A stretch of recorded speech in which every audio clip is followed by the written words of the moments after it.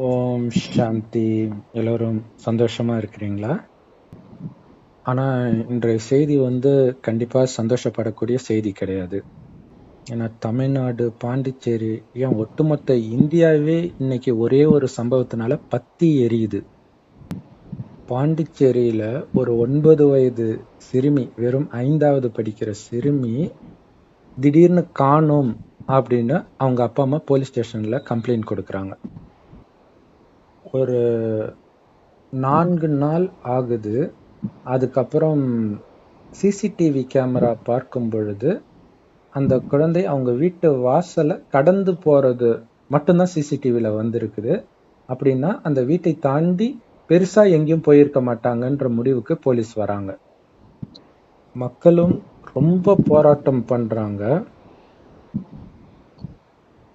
So police இந்த 4 நாள் கழித்து அந்த வீட்டிலிருந்து, அந்த சிறுமியின் வீட்டிலிருந்து ஒரு 50 ஃபீட் தூரத்துல இருக்கிற ஒரு சாக்கடையில ஒரு சாக்கு மூட்டை சந்தேகப்படும்படியா இருக்குது அப்படின்னு மக்கள் சொல்றதை கேட்டு போய் பார்க்கறாங்க. அந்த சாக்கு மூட்டையை பிரிச்சு பார்த்தா காணாம போன அந்த பெண் குழந்தை இருக்குது. அதுவும் கை கால்லாம் ரொம்ப கொடூரமாக கட்டப்பட்டு கிடக்குது. எப்படி திடீர்னு சாக்கடைக்குள்ள அந்த மூட்டை போச்சு அப்படின்னு போலீஸ் விசாரணையை தொடங்கினாங்க. அப்ப ஒவ்வொரு வீடா செக் பண்ணும்போது ஒரு 19 வயது பையன் பேசும்போது ரொம்ப நடுங்கி நடுங்கி தயங்கி தயங்கி பேசுனதுனால போலீஸுக்கு அந்த பையன் மேல சந்தேகம் வந்தது. ஸோ இந்த பையனை போலீஸ் ஸ்டேஷன்ல இட்டுட்டு போய் விசாரிக்கும் பொழுதுதான் தெரியுது, அவங்க வீட்டுக்கு பக்கத்துல இருக்கக்கூடிய ஒரு 54 வயதுள்ள ஒரு முதியவர் அந்த பெண் அவர் வீட்டு வாசல்ல வரும்போது ஐஸ்கிரீம் கொடுத்து வீட்டுக்குள்ள அழைச்சிட்டு போய் அந்த பெண்ணை பலாத்காரம் பண்ணியிருக்காருன்னு. அந்த சத்தத்தை, அந்த குழந்தை அலற சத்தத்தை கேட்ட அந்த பையன் போய் பார்த்து இவனும் அதே மாதிரி அந்த பெண் கிட்ட ரொம்ப கொடூரமாக பாலியல் அத்துமீறல்ல இறங்கி இருக்கிறான். அப்புறம் அந்த குழந்தைய பலாத்காரம் பண்ணும்போதே அந்த குழந்தை இறந்துச்சா என்னன்னு தெரியல. பட் கையை காலை எல்லாம் கட்டி சாக்கு மூட்டையில போட்டு அந்த சாக்கடையில இவங்க 2 பேர் தான் வீசி இருக்கிறாங்க. அதே மாதிரி அந்த குழந்தையுடைய உடல் போஸ்ட்மார்ட்டம் செய்யப்பட்ட பிறகு அந்த குழந்தையுடைய பிரைவேட் பார்ட்டுக்குள்ள பலத்த காயம் இருப்பதனால கண்டிப்பா இது ரேப் தான் அப்படின்னு கன்ஃபார்மும் பண்ணியிருக்கிறாங்க. ஸோ இப்போ அந்த 2 பேரையும் கைது பண்ணினால் கூட மக்களுடைய கோபம் குறைவதற்கு பதிலாக இன்னும் அதிகமாக தான் ஆகியிருக்கிறது. அதுக்கு முக்கியமான காரணமாக பப்ளிக் சொல்றது என்ன அப்படின்னா, பாண்டிச்சேரியே ஒரு கஞ்சாவுக்கு அடிமையான ஒரு மாநிலமாக மாறிடுச்சு, அதுதான் இதுக்கு முக்கியமான காரணம் அப்படின்னு சொல்றாங்க. அதுவும் அந்த பெண் குழந்தையுடைய வீட்டுக்கு 50 அடி தூரத்துல எப்பவுமே அங்க ஆண்கள் கஞ்சா அடிச்சுக்கிட்டே இருப்பாங்க அப்படின்னு சொல்றாங்க. அதுவும் 8 வயசு பையன், 10 வயசு பையன், 50 வயசு முதியவர், 60 வயசு முதியவர் எல்லாருமே கஞ்சா அடிக்கிறாங்க அங்க அப்படின்றாங்க. அந்த மாதிரி கஞ்சா அடிமையில இருக்கும் பொழுது அவங்களுக்கு 5 வயசு பொண்ணா இருந்தாலும் 80 வயசு பாட்டியா இருந்தாலும் அவங்களுக்கு தப்பான எண்ணம் தான் வரும் அப்படின்னு ஒரு சகோதரி சொல்றாங்க. அதனால கஞ்சாவை இந்த பாண்டிச்சேரி அரசாங்கம் தடை செய்யணும் அப்படின்னு போராட்டம் நடத்துறாங்க. இப்ப எங்க வீட்டு பெண் குழந்தைகளை வெளியில விடுறதுக்கே பயமா இருக்குது அப்படின்னு சொல்றாங்க. கொஞ்ச நாளாகவே குழந்தைகளை கடத்துறாங்க அப்படிங்கிற விஷயமும் செய்தியில அடிக்கடி அடிபட்டுக்கிட்டே வருது.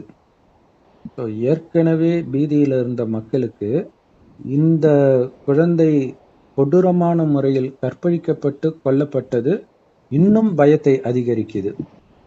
அதனால இந்த பயம் குற்றவாளிகளுக்கு வரணும் அப்படின்னா ஒண்ணு அவங்களுக்கு மரண தண்டனை மாதிரி கொடூரமான தண்டனை கொடுக்கணும், இல்லை எங்க கிட்ட கொடுங்க, அரபு நாடு மாதிரி நாங்களே அடிச்சு சாகடிக்கிறோம் அப்படின்னு மக்கள் சொல்றாங்க. இல்லாட்டினா இவங்க போதையின் வசப்பட்டு செஞ்சாங்க அப்படின்னு சொல்லிட்டு கொஞ்ச நாள் கழிச்சு விட்டுருவாங்க, மறுபடியும் இதே தப்பு தான் பண்ணுவாங்க அப்படின்றாங்க. இதே மாதிரி சமீபமாக ஜார்க்கண்ட் மாநிலத்தில் சுற்றுலா பயணியாக வந்த ஒரு கப்பல அந்த ஆணை தாக்கிட்டு அவன் கண் முன்னாடியே அவனுடைய மனைவியை ஒரு 7 பேர் சேர்ந்த குழு கற்பழிச்சிருக்கிறாங்க. அந்த தம்பதிகள் உலகம் முழுவதும் பைக்ல சுத்தி பார்த்து ஒரு ஒரு ரெக்கார்டு பிரேக் பண்ணணும் அப்படிங்கிற ஆசையில பல நாடுகளை சுத்தி இருக்கிறாங்க. ஆனா அவங்களுக்கு இந்தியாவில் நடந்த இந்த சம்பவம் இது அவங்களுடைய வாழ்க்கை முழுவதும் ஒரு வலியை கண்டிப்பாக கொடுக்கும். வெளிநாட்டில் அப்படி என்ன இல்லாதது இந்தியாவில் இருக்குதுன்னு சுத்தி பார்க்க வந்தாங்க அப்படின்னு ஒரு பெரிய கேள்வியை கேட்க வேண்டியதாக இருக்குது. தினம் தினம் இந்த பாலியல் குற்றங்கள் உலகம் முழுவதும் நடந்தாலும் இந்தியாவில் அதிகமாகவே நடக்கத்தான் செய்கிறது. எப்பயாவது இது மாதிரி வெளிநாட்டவர்களுக்கு பாலியல் குற்றம் நடக்கும் பொழுது மட்டுமே அது செய்தியாக வெளிவருகிறது. அதே மாதிரி இந்த குழந்தை பாலியல் அத்துமீறல் கூட தினம் தினம் நடக்கும் சம்பவம் தான். எல்லா வயது பெண்களுக்குமே இது நடக்கத்தான் செய்கிறது. ஆனால் இப்பொழுது மக்கள் போராட்டம் நடத்துவதால் மட்டுமே அது வெளியில் பேசப்படுகிறது. இப்போ அந்த பாண்டிச்சேரியில ஒரு சகோதரி இதுக்கு கஞ்சா தான் காரணம், கஞ்சாவை ஒழிக்கணும்னு சொல்றாங்க.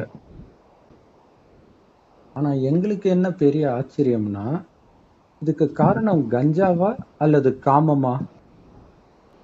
ஏன்னா கஞ்சா அடிக்கிறவங்க சொல்றது என்ன அப்படின்னா, நாங்க ஒரு ஒரு குழந்தை மாதிரி ஒரு மனநிலை இருக்கும், சந்தோஷமா இருக்கும், எதை பற்றி நினைச்சோமோ அதையே தொடர்ந்து நினைச்சுக்கிட்டு இருப்போம் கஞ்சாவுடைய போதையில இருக்கும் போதுன்னு சொல்றாங்க.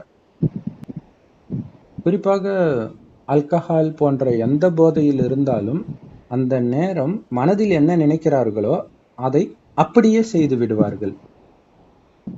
எனவே யாருடைய மனதில் எப்பொழுதும் காமம் இருக்கிறதோ அவர் கஞ்சா அடித்தால் மட்டுமே இது போன்ற செயலில் இறங்குவாரே தவிர போதைப் பொருள் பயன்படுத்தும் அனைவருமே இது போன்ற செயலில் ஈடுபடுவது கிடையாது. அப்ப மனதில் என்ன இருக்குதோ அந்த எண்ணத்தை இந்த மாதிரி போதைப் பொருள் அதிகப்படுத்துது. கஞ்சா தவறான பழக்கம்தான், அதுல எந்த சந்தேகமும் கிடையாது. ஆனால் அதைவிட மிகப்பெரிய கொடுமையான தவறான பழக்கம் காமம். அதை பற்றி மட்டும் ஏன் அந்த சகோதரி கேள்வி எழுப்பவில்லை? அப்ப காமம் தப்பு கிடையாது அப்படின்னு அந்த சகோதரியும் நினைக்கிறாங்கன்னு தானே அர்த்தம். இப்ப மாமிசம் சாப்பிடுறது தப்புன்னு சொல்றோம். ஆனால் இன்னைக்கு உலகத்துல பெரும்பான்மையானவர்கள் மாமிசம் சாப்பிடுவது தவறில்லை என்று நம்பி ருசித்து சாப்பிடுகிறார்கள்.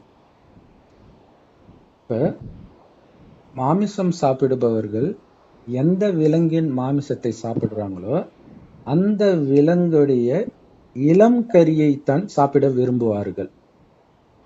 அதே மாதிரிதான் இங்கு காமம் சரி என்று நம்பி அதற்கு அடிமையானவர்கள் காமத்திலும் இளம் வயதினரைத்தான் பலிகடாவாக ஆக்குவார்கள். இதனால்தான் உலகம் முழுவதுமே ஆண் குழந்தைகளும் பெண் குழந்தைகளும் இப்படி பெரியவர்களால் பாலியல் பலாத்காரத்திற்கு உள்ளாக்கப்படுகிறார்கள். ஜார்க்கண்ட் மாநிலத்தில் நடந்த கற்பழிப்புக்கும் காமத்திற்கு அடிமையாக இருப்பதுதான் காரணமே தவிர கஞ்சாவுக்கு அடிமையாக இருப்பது காரணம் இல்லை. அவர்கள் கஞ்சா அடித்திருந்தார்கள் என்று கூட யாரும் சொல்லவில்லை. இப்பொழுது அந்த கைது செய்யப்பட்ட அந்த 19 வயது பையன் வீட்டிற்கு முன்பு பெண்கள் மறியலில் ஈடுபடுகிறார்கள். ஆனால் அந்த பையனுடைய மனநிலையை இந்த அளவிற்கு கெடுத்த இந்த சமுதாயத்தில் உள்ள சினிமா போன்றவைகளை ஏன் அந்த பெண்கள் எதிர்ப்பதில்லை? பிரபலமான நடிகர்களின் படங்களில் கூட ஹீரோயின்கள் மிக மிக ஆபாசமான உடை அணிந்து அல்லவா நடிக்கிறார்கள். அந்த படத்தை எதிர்த்து ஏன் போராட்டம் நடத்த மாட்டேங்கிறார்கள்? அதே மாதிரி இப்பொழுது பொதுமக்களே பார்த்தால் பெண்கள் நிறைய பேர் மிகவும் கவர்ச்சிகரமாக தான் உடை அணிகிறார்கள். அந்த பெண்களிடம் தவறாக நடந்து கொள்ளும் அளவிற்கு அனைவருக்கும் தைரியம் இருக்காது. ஆனால் அவர்களால் இவர்கள் காமத்தினால் உந்தப்பட்டு இதுபோல் அப்பாவி குழந்தைகள் பக்கத்தில் இருக்கும்போது அவர்கள் இவர்களுடைய காம இச்சைக்கு பலியாகி விடுகிறார்கள். எனவே இந்த திரைப்படத்தில் ஆபாசமாக நடிப்பவர்கள், நிஜத்தில் ஆபாசமான உடை அணிந்து இதுதான் ஃபேஷன் என்று சொல்லிக் கொள்பவர்கள், இவர்கள் அனைவருமே இது போன்ற இளைஞர்கள், முதியவர்கள் அனைவரின் மனதில் விஷத்தை கலக்கத்தான் செய்கிறார்கள். எனவே இந்த குற்றத்திற்கு இதுபோல் என் உடல் என் உரிமை, நான் எப்படி வேண்டுமானாலும் ஆடை அணிவேன் என்று சொல்லும் பெண்கள் கூட பொறுப்புதான். அதே போல இந்த பஸ்ஸில் பள்ளி குழந்தைகள், கல்லூரி பெண்கள் வரும்பொழுது மிகவும் ஆபாசமாக பாடல்களை ஒளிபரப்புவதில் பாண்டிச்சேரியில் இருக்கும் நிறைய தனியார் பஸ்கள் மிகவும் புகழ்பெற்றது. அந்த மாதிரி இரட்டை அர்த்த பாடல்களை போடும் பொழுது நீங்கள் ஏன் அந்த டிரைவரையும் கண்டக்டரிடமும் சண்டைக்கு போகவில்லை? எனவே கற்பழிப்பு செய்வதற்கு தேவையான அத்தனையும் இந்த சமுதாயத்தில் வளர்த்துவிட்டு பிறகு கற்பழிப்பு நடக்கும்போது மட்டும் கதறுவது எவ்வளவு பெரிய அறியாமை. இன்னொரு முக்கியமான விஷயம், சூக்ஷ்மமாக மனிதர்கள் மனதில் காம எண்ணங்கள் உருவாக அதன் அதிர்வலைகள் உங்களை சுற்றி இருப்பவர்களுக்கும் காம எண்ணங்களை உருவாக்கும். எனவே இந்த கற்பழிப்பிற்கு ஒட்டுமொத்த சமுதாயமுமே பொறுப்புதான். பெற்றோர்கள் காமத்தில் ஈடுபடுவது பிள்ளைகளின் மனதில் காமத்தை தூண்டும் என்பது எத்தனை பெற்றோருக்கு தெரியும்? இவையெல்லாம் இது போன்ற பாலியல் குற்றம் நடப்பதற்கான காரணங்கள். இன்னொரு முக்கியமான விஷயம், நாம் எந்த அளவிற்கு காமத்திலேயே மூழ்கி இருக்கிறோமோ அதன்படி அந்த காமத்தில் மூழ்கிய இடத்தில்தான் அடுத்த ஜென்மத்தில் நாம் பிறவியே எடுப்போம். எனவே ஒரு ஜென்மத்தில் மனதை காமத்தில் அலையவிட்டால் அதன் பாதிப்பு அடுத்தடுத்த ஜென்மத்தில் உங்களை தொடரும் என்பதை மறந்துவிடாதீர்கள். இது மனிதர்களுக்கு தெரியாததற்கு முக்கியமான காரணமே தன்னை அழியக்கூடிய உடல் என்று தவறாக புரிந்து கொண்டதுதான். எனவேதான் கடவுள் சொல்கிறார், நீங்கள் அழியக்கூடிய உடல் அல்ல, அதை இயக்கக்கூடிய அழிவற்ற ஆத்மா, அதாவது உயிர் என்று. அந்த ஆத்மாதான் நான் என்கிற உணர்வில்தான் இந்த உலகம் படைக்கப்பட்டதிலிருந்து முதல் 2500 வருடம் அனைவருமே இருந்தோம். எனவே அந்த முதல் 2500 வருடத்தை சொர்க்கம் என்று சொல்வோம். ஏனென்றால் ஆத்மாவில் உங்களுடைய கவனம் இருக்கும் பொழுது உங்களுக்குள் காமம், கோபம், பற்று, பேராசை, அகங்காரம் போன்ற பலகீனமான எண்ணங்கள் ஒருபொழுதும் வராது. அவ்வளவு பரிசுத்தமாக சொர்க்கத்தில் வாழ்ந்த மனிதர்களைத்தான் நாம் இன்று கோயிலில் தெய்வம் என்று வழிபடுகிறோம். அப்படி தேவதையாக வாழ்ந்ததே நீங்கள்தான் என்ற உண்மையை சொல்வதற்குத்தான் கடவுள் கடைசி 100 வருடம் இந்த பூமியில் ஒரு வயோதிகர் உடலில் வந்து இந்த ரகசியத்தை வெளிப்படுத்துகிறார். இப்பொழுது மீண்டும் உங்களை ஆத்மா என்று உணர்ந்தால் காமம், கோபம், பற்று, பேராசை, அகங்காரம் போன்ற அசுர குணங்களிலிருந்து நீங்கள் விடுபடலாம் என்ற ரகசியத்தையும் கடவுள் சொல்கிறார். கடந்த 2500 வருடமாக இந்த பூமி நரகமாக இருக்கும் பொழுது மனிதன் தன்னை உடல் என்று நினைத்ததால் காமம், கோபம், பற்று, பேராசை, அகங்காரம் இவற்றில் அடிமையாக மூழ்கி கிடக்கிறான். இதனால் அவனுடைய மனம் மேலும் மேலும் பலகீனமாக ஆகிக்கொண்டே போகிறது. அப்படி பலகீனமாக இருக்கும் பொழுது ஆத்மா ஒரு தூக்க நிலை அல்லது ஒரு மந்தமான நிலைக்கு செல்கிறது. அதனால் அந்த ஆத்மாவினால் ஏதாவது ஒரு போதை இல்லாமல் இருக்கவே முடியாது. அதனால்தான் இன்றைய மனிதர்கள் அனைவரும் ஒன்று காமத்திற்கு அல்லது கஞ்சா போன்ற போதைக்கு அல்லது டிவி சீரியல்களுக்கு ஏதோ ஒன்றிற்கு அனைத்து ஆண்களும் பெண்களும் அடிமையாகத்தான் இருக்கிறார்கள். இன்னொரு விஷயம், இது போன்ற பாலியல் குற்றங்களுக்கு டாக்டர்களும் முக்கியமான காரணம்தான். ஏனெனில் எல்லா மொழியிலும் டாக்டர்கள் காமம் தவறில்லை, மாஸ்டர்பேஷன் தவறில்லை, அது உடலுக்கு ரொம்ப ரொம்ப ஆரோக்கியமானது என்பதை திரும்ப திரும்ப சொல்லிக்கொண்டே இருக்கிறார்கள். ஏற்கனவே மனிதர்கள் இது போன்ற காமம் சார்ந்த செயல்களுக்கு அடிமையாகத்தான் இருக்கிறார்கள். இப்பொழுது டாக்டர்கள் இதுபோல் அது சரிதான் என்று சொல்லும் பொழுது குற்ற மனப்பான்மை இல்லாமல் அதில் இன்னும் ஈடுபட ஆரம்பிக்கிறார்கள். இன்னைக்கு இந்த விஷயத்தை கண்டித்து வீடியோ போடுகிற பெரும்பான்மையான பிரபலமான யூடியூபர்களே மாஸ்டர்பேஷன் தவறு கிடையாது என்று வீடியோ போட்டவர்கள் தான். ஆனால் மாஸ்டர்பேஷன் என்பது முதலில் மனதால் செய்யப்படுவது. எனவே கண்டிப்பாக அவருக்கு காமத்தை தூண்டக்கூடிய ஏதோ ஒரு நடிகையின் உருவத்தையோ எதையாவது மனதில் நினைத்து கொண்டோ பார்த்து கொண்டோதான் அவர்கள் காமத்தில் மாஸ்டர்பேஷனில் ஈடுபடுகிறார்கள். பிறகு கண்டிப்பாக அவர்கள் அக்கம் பக்கத்தில் இருக்கும் பெண்களை அடிக்கடி பார்க்க நேர்வதால் அவர்களை நினைத்துதான் மாஸ்டர்பேஷன் செய்வார்கள். ஒரு முறை மாஸ்டர்பேஷன் செய்ய ஆரம்பித்து விட்டால் மீண்டும் மீண்டும் உங்கள் மனம் மட்டுமல்ல உடலும் அதை கேட்க ஆரம்பிக்கும். அது போன்ற நேரத்தில் இதுபோல் எந்த வயது பெண் வந்தாலும் தானாக அவனுடைய மனம் காமம் சார்ந்த எண்ணத்தை தான் அதிக அளவில் எழுப்பும். அது போன்ற நேரத்தில் இது போன்ற குழந்தைகள் பக்கத்தில் வரும்பொழுது அவர்களை தன்னுடைய இச்சையை தீர்த்து கொள்வதற்கு பயன்படுத்திக் கொள்கிறார்கள். ஏனெனில் இதற்கு முக்கியமான காரணமே டாக்டர்கள் மட்டும்தான் என்று அடித்து சொல்ல முடியும்.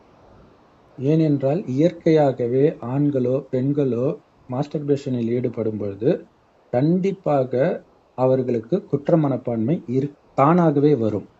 எனவேதான் அவர்கள் செக்ஸ் டாக்டரை அணுகி இந்த பிரச்சனையிலிருந்து வெளிவர வேண்டும் என்றுதான் அணுகுகிறார்கள். ஆனால் நம்முடைய துரதிர்ஷ்டம், இன்றைய டாக்டர்கள் அது தவறில்லை, நானே ஒரு நாளைக்கு 4-5 முறை செய்கிறேன் என்று சொல்லி அனுப்புகிறார்.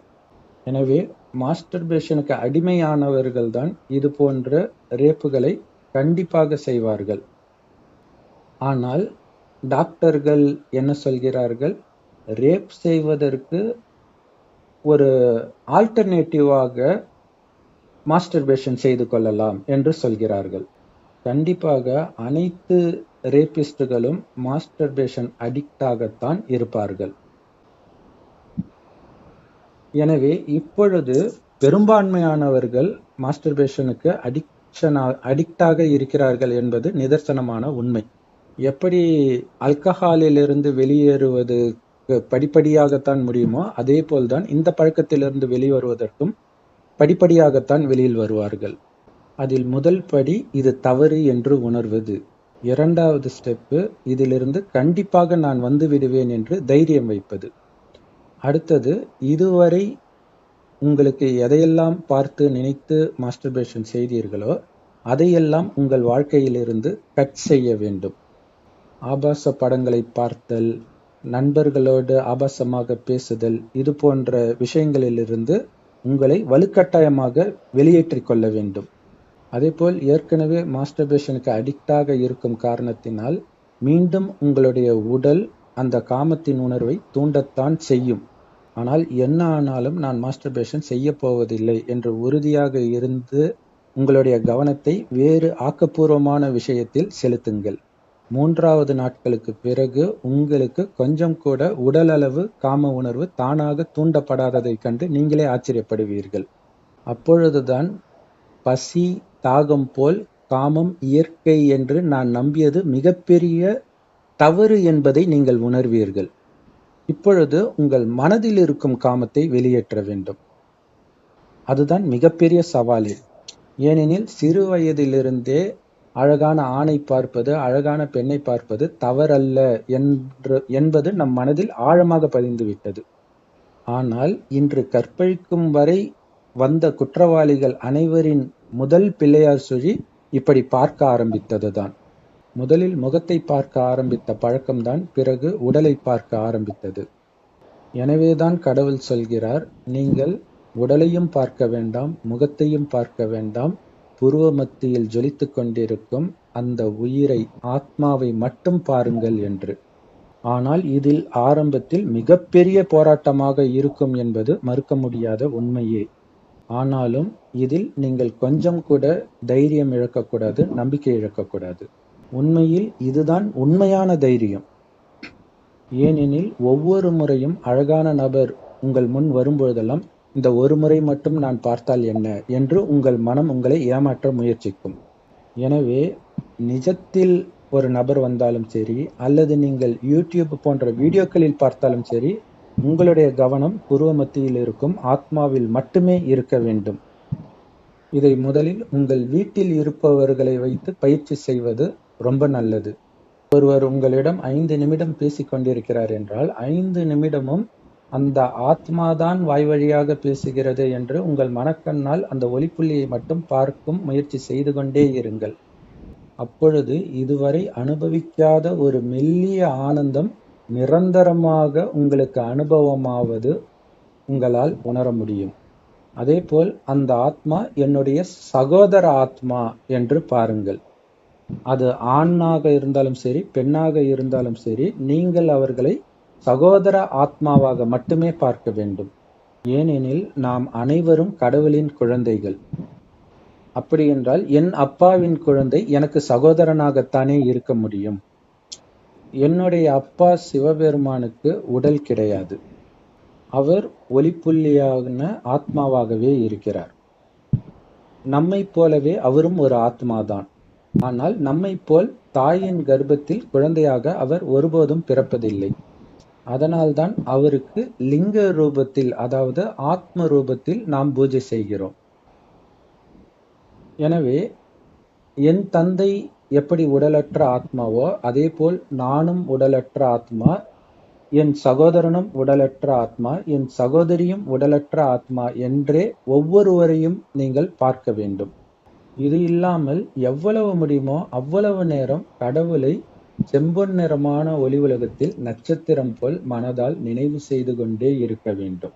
ஏனெனில் கடவுள் இருக்கும் உலகம் செம்பொன் நிறமான ஒளி உலகம். அதைத்தான் பரந்தாமம் அல்லது பரலோகம் என்று சொல்கிறோம். எந்த அளவிற்கு சிவனின் நினைவிலேயே மூழ்கி நாம் உடல் உணர்வையே மறக்கிறோமோ அந்த அளவிற்கு கலியுகம் அழிந்து மீண்டும் வரப்போகும் சொர்க்கத்தில் மீண்டும் நாம் மிக உயர்ந்த பதவியாகிய ஸ்ரீ நாராயணன் பதவியை கூட அடைய முடியும். இப்பொழுது யார் காமம், கோபம், பற்று, பேராசை, அகங்காரம் எனும் 5 விகாரத்தை முற்றிலும் அழிக்கிறார்களோ அவர்கள்தான் சொர்க்கத்தில் ஸ்ரீ நாராயணனாக ஆக முடியும். அதனால்தான் புராண கதையில் கூட ஸ்ரீகிருஷ்ணர் நாகத்தின், கலிங்கா என்ற நாகத்தின் மீது நடனமாடி அதன் தலைகளை உடைத்தார் என்று சொல்லப்படுகிறது. அது உண்மையில் இந்த விகாரங்களை அழித்தார் என்பதே அதன் பொருள். அதேபோல் பாம்பை படுக்கையாக்கி அவர் அதன் மீது படுத்திருப்பார் அல்லது அமர்ந்திருப்பார். இதன் அர்த்தம் இந்த காமம் என்ற விகாரத்தை தனக்கு அடிமையாக்கி விட்டார், அவர் காமத்திற்கு அடிமை இல்லை என்பதே அதன் அர்த்தமாகும். எந்த அளவிற்கு நீங்கள் காமத்தை வெல்கிறீர்களோ, கொஞ்சம் கூட சலனம் அடையவில்லையோ, அந்த அளவிற்கு நீங்கள் 5000 வருடமாக இழந்த அத்தனையும் மீண்டும் சூக்ஷ்மமாக சம்பாதித்துக் கொண்டிருக்கிறீர்கள் என்பதை புரிந்து கொள்ளுங்கள். அதேபோல் எந்த அளவிற்கு நீங்கள் காமத்தில் மூழ்கிக் கொண்டே இருக்கிறீர்களோ அந்த அளவிற்கு இப்பொழுது உங்களிடம் இருப்பதையும் கூடிய விரைவில் இழந்து விடுவீர்கள் என்பதையும் புரிந்து கொள்ளுங்கள். உங்களுடைய வாழ்க்கையில் இதுவரை நீங்கள் அடைந்த நஷ்டத்திற்கும் கூட இதுவரை நீங்கள் செய்த காமம் சார்ந்த தவறுகளே காரணமாகும். அது மனதாலும் இருக்கலாம், உடலாலும் இருக்கலாம். காமத்திலிருந்து முற்றிலும் விடுபட இந்த ஒரு வீடியோ மட்டும் உங்களுக்கு பத்தாது. எனவே உடனடியாக உங்கள் வீட்டிற்கு அருகிலுள்ள பிரம்மகுமாரிகள் ராஜயோக தியான நிலையத்திற்கு சென்று கடவுளே நேரடியாக கொடுக்கும் ஞானமாகிய முரளியை முற்றிலும் இலவசமாக கேட்டு பயனடையுங்கள். அதே முரளி யூடியூப் வெப்சைட்டுகளிலும் கிடைக்கிறது, நாமும் போடுகிறோம். அதன் லிங்க்குகளை இந்த வீடியோக்கு கீழ் டிஸ்கிரிப்ஷனில் கொடுக்கிறோம், பார்த்து பயன்பெறுங்கள். காமம் என்ற மிகப்பெரிய எதிரியை எளிதாக வெல்ல இந்த 2 விஷயத்தை மட்டும் தினமும் செய்தால் போதும். 1, தினமும் குறைந்தபட்சம் 3 தடவையாவது இந்த முரளியை படிக்க வேண்டும் அல்லது கேட்க வேண்டும். அடுத்தது, முடிந்தவரை இறைவனின் நினைவில் இருந்து கொண்டே இருக்க வேண்டும். உங்களை ஆத்மா என்று உணர்ந்து சிவபெருமானையும் செவ்வானத்தில் நட்சத்திரம் போல் நினைவு செய்து கொண்டே அனைத்து காரியத்தையும் செய்ய வேண்டும். இதை செய்து கொண்டிருக்கும் போது உங்கள் ஆத்மாவிற்குள் சக்தி நிரம்பும் காரணத்தினால் நான் அடித்து சொல்கிறேன், உங்களுக்கு காமம் சார்ந்த எண்ணம் வரவே வராது. ஆனால் எப்பொழுது இந்த 2 விஷயத்தில் அலட்சியமாக இருக்கிறீர்களோ அப்பொழுது ஆத்மா சக்தி இழக்கும், வெளி உலகத்தில் மயங்கும். பிறகு தானாகவே காமம் சார்ந்த எண்ணம் வரும். அது ஒரு நேரத்திற்கு பிறகு கட்டுக்கடங்காமல் சென்று உங்களை காமம் சார்ந்த விஷயங்களில் அல்லது குற்றங்களில் ஈடுபட வைத்துவிடும். உலகம் இன்னும் மோசமாக ஆகத்தான் போகிறது. அப்பொழுதுதான் இந்த உலகம் அழிந்து சொர்க்கமாக மாறும். எனவே அந்த உலக அழிவில் உங்களுக்கு எந்த பாதிப்பும் வராமல் இருக்க வேண்டும் என்றால் இறைவனின் நினைவிலிருந்து காமத்தை முற்றிலுமாக அழித்து விடுங்கள். அது மட்டுமே உங்களுக்கு உண்மையான பாதுகாப்பு. இல்லை என்றால் உங்கள் இஷ்டம். ஓம் சாந்தி. தேங்க்ஸ் ஃபார் வாட்சிங்.